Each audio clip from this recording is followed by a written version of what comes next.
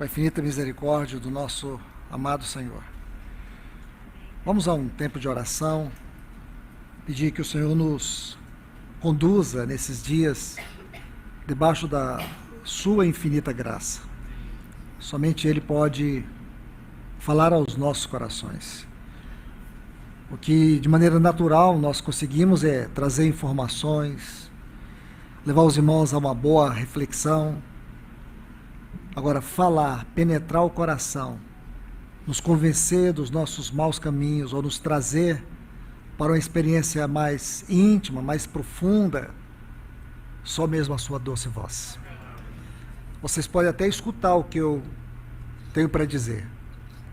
Agora, receber aquilo que vocês precisam, só a voz do Senhor poderá entrar lá dentro e fazer a obra, uma obra que Ele tenha todo o lucro. Vamos orar então, meus irmãos e irmãs. Pai, no nome de Jesus, Senhor, nós te pedimos aqui encarecidamente, tenha misericórdia de nós. Tenha misericórdia aqui desta assembleia, Senhor. Tenha misericórdia aqui do teu povo que se reúne neste lugar. Senhor, nós estamos aqui porque nós confiamos na tua infinita bondade e misericórdia para conosco. Viemos aqui, Senhor, porque há em nós uma sede profunda em te ouvir, em escutar a tua voz. Senhor, tu conheces as nossas necessidades. Tu sabes, Senhor, como tratar com cada um de nós.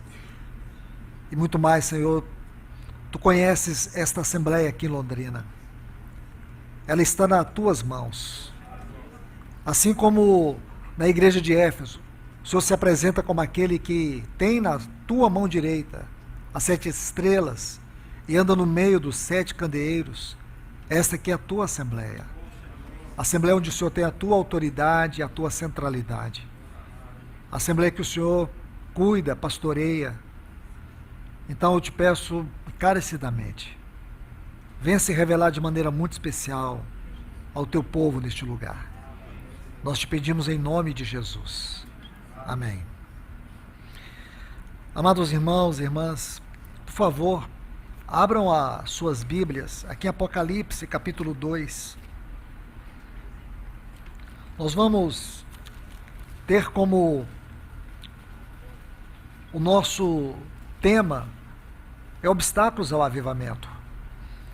Mas nós vamos ter aqui os nossos olhos focados nesta igreja, a igreja de Éfeso.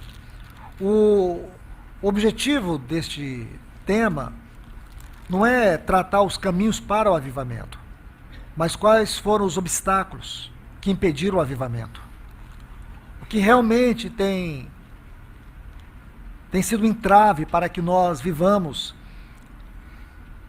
o cristianismo verdadeiro, puro, simples, aquilo que se espera da igreja,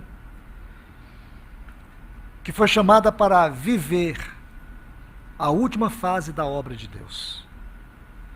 Então eu creio que este é um ponto que nós precisamos ir aos pés do Senhor, clamar pela sua ajuda. Aqui eu acredito, irmãos, que nós temos que refletir sobre o que é avivamento, o que são movimentos e o que é aviltamento. Porque todas estas palavras, embora elas se parecem, mas nós precisamos examiná-las. Porque muito daquilo que é euforia não passa de vileza, que é o aviltamento. Existem sim movimentos. Nós temos visto muitos movimentos, tanto nos nossos dias, agora há pouco nos Estados Unidos, numa faculdade metodista, nós vimos um movimento muito interessante. Eu creio que um movimento puro, movimento genuíno.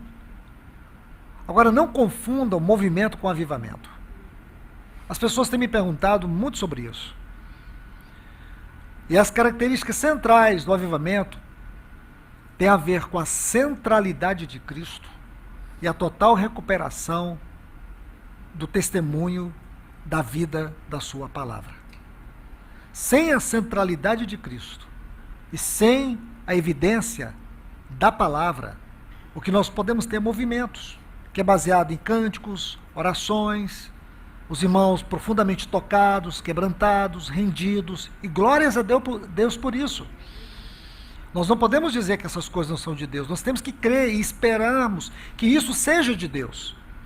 Então não temos que ignorar ou mesmo criticar, mas acreditar que é possível sim que seja um movimento genuíno.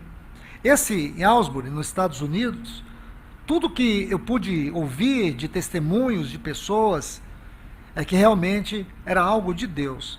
E até mesmo pela conduta do reitor da faculdade, também dos irmãos que estavam à frente, no sentido assim de responsabilidade, de serviço ali entre os irmãos, a gente pôde ver que havia uma simplicidade. Não havia o interesse de poder mostrar para o mundo que eles estavam experimentando um grande avivamento, mas que havia algo que estava acontecendo ali entre eles. Eles não tinham interesse nem de exportar aquilo. Uma cidade de 6 mil habitantes, em poucos dias estava com 30 mil. Olha como que o povo... Esses sinais seguirão os que creram. Hoje é o povo que segue os sinais. E por quê? Por causa dessa falência da espiritualidade dos nossos dias. Então nós corremos atrás dos sinais. E interessante, alguns até voltam credenciados. Eu estive em Asbury, eu experimentei aquilo. Quando houve também na década de 90 o avivamento, o movimento, né, eu chamo de movimento, em Pensacola, nos Estados Unidos. Eu vivi numa região ali em Goiás que, se você não tivesse ido a Pensacola, você não estava credenciado para poder falar sobre os movimentos do Espírito. Eu não sei se vocês sabem, Goiânia é a cidade que tem o maior número de evangélicos no Brasil. E perto de Goiânia tem uma cidade, Anápolis, que tem aproximadamente uns 600 mil habitantes, é a cidade que tem o maior número de evangélicos do Brasil também. Então, imagine, Goiânia é a cidade das grandes catedrais evangélicas. Então chegou um movimento lá em Goiânia, que eu acredito que passou por aqui também, chamado G12. Então em Goiânia, quem não havia participado desse movimento do G12 não estava credenciado a pregar o Evangelho. Porque quando as pessoas te conheciam, elas perguntavam, você está envolvido no mover de Deus, no G12? Você dizia não, aquilo te descredenciava. Você imagina, são movimentos, ou aviltamentos. Avivamento não é isso.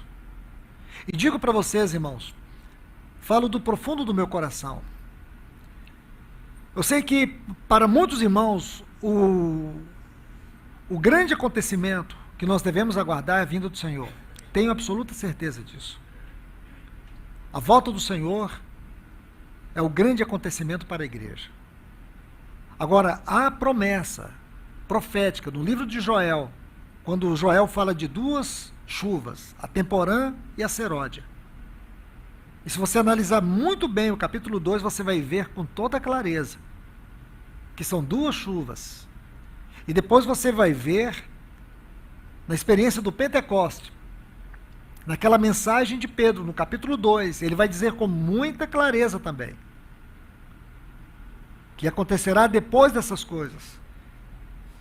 Que Deus, ele vai derramar do seu Espírito, ele vai ratificar, e ele ainda vai acrescentar. E por que o Espírito Santo usa Pedro para isso? Para dizer para nós que no início da história da igreja houve um grande avivamento, como também no final da história da igreja, aqui nessa terra, haverá um outro grande avivamento, que é chamado de chuva seródia. Peço aos irmãos que sejam cuidadosos, não tenham isso como se fosse uma retórica, ou um chavão de retórica. E a igreja precisa orar. Irmãos, eu digo para vocês, se não tivesse nenhuma profecia na Bíblia com tanta clareza tratando desse assunto, eu ainda diria para os irmãos, nós precisamos pedir a Deus uma grande intervenção sobre o seu povo. Porque nunca vivemos um tempo de tanta pobreza espiritual, de tanta indiferença, de tanta negligência, de tanta falta de interesse pelas coisas sagradas. Nunca E falo dentro da minha